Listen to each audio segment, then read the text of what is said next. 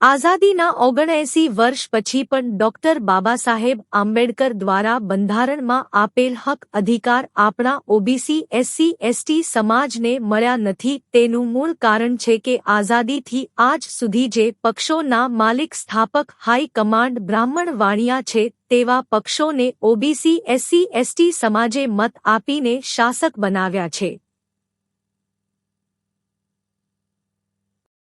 Doctor બાબા સાહેબે આપણા સમાજને મતનો અધિકાર ખુદ શાસક બનવા આપ્યો હતો, બીજાને શાસક બનાવવા નહોતો આપ્યો। આપણા દેશમાં લોકશાહી વ્યવસ્થા છે। ઓબીસી એસસી એસટીની વસ્તી અને મત 75 થી 85% છે, તો આપણે આપણા બંધારણીય હક અધિકાર મેળવવા ખુદ શાસક બનવું પડશે। માનનીય કાશીરામ સાહેબ કહેતા કે માંગવાથી ભીખ મળે, હક અધિકાર મળે નહીં। શાસક સમાજને ક્યારેય માર ખાવાનો વારો નહીં આવે।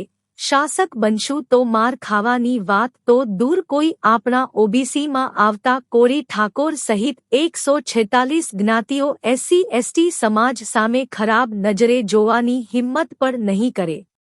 આપણી સમસ્યાઓ દૂર કરવા અને બંધારણીય હક મેળવવા આપણે શાસક બનવું પડશે।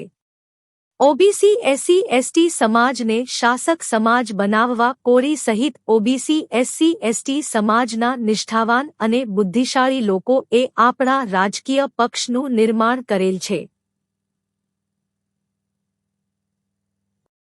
આ પક્ષનું નામ છે વ્યવસ્થા પરિવર્તન પાર્ટી। આપણી પાર્ટીના સ્થાપક માલિક હાઈ કમાન્ડ કોળી ઓબીસી એસસી એસટી છે। હવે કોઈ બ્રાહ્મણ વાણિયાની પાર્ટી પાસે ટિકિટ મેળવવા લાચારી કરવાની જરૂર નથી। આપના વિસ્તારમાં વીપીપી એટલે કે વ્યવસ્થા પરિવર્તન પાર્ટી શરૂ કરવા વીપીપીના રાષ્ટ્રીય અધ્યક્ષ ધર્મશીભાઈ ધાપા અથવા વીપીપીના રાષ્ટ્રીય કન્વીનર કે બી બાબરિયાનો સંપર્ક કરવો। વોટ હમારા રાજ ભી હમારા। કોળી ઠાકોર સહિત ઓબીસી એસસી એસટી સમાજના ભાઈઓ બહેનો સંકલ્પ લઈ લે કે આવનાર તમામ ચૂંટણીમાં અમે અમારો મત અમારી પાર્ટી વીપીપીને જ આપશું તો આપણું રાજ આવી શકે। આપણા સમાજના આગેવાનોએ આપણી પાર્ટી એટલે કે આપણો પક્ષ તો બનાવી દીધો, હવે તેને સફળ કરવા માટે આપણા કોળી ઠાકોર સહિત ઓબીસી એસસી એસટી સમાજના મતદારોની જવાબદારી છે। આપણી આવનાર પેઢીના ઉજળા ભવિષ્ય માટે આવનાર પેઢીને બ્રાહ્મણ વાણિયાની પાર્ટીની ગુલામીમાંથી મુક્તિ મેળવવા અને આપણા બંધારણીય હક અધિકાર મેળવવા આપણા ઓબીસી એસસી એસટી સમાજે જાગૃત બનીને આપણા પક્ષને સમર્થન આપવું પડશે। કોળી ઠાકોર સહિત ઓબીસી એસસી એસટી મિત્રો એક સંકલ્પ યાદ રાખો કે વોટ હમારા રાજ ભી હમારા।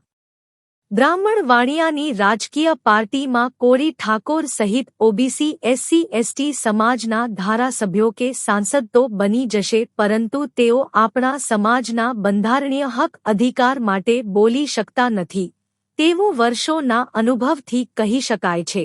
આપણે જેમને આપણા ધારાસભ્યો કે સાંસદ માનીએ છીએ તેઓ ખરેખર આપણા માટે બોલી શકતા નથી।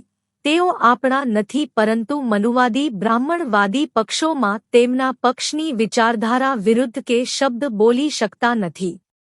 ભવિષ્યમાં કોળી ઓબીસીના મુખ્યમંત્રી અને એસસી એસટી સમાજના 2 ઉપમુખ્યમંત્રી આપણા પક્ષ વીપીપીનું શાસન આવશે તો શક્ય બનશે।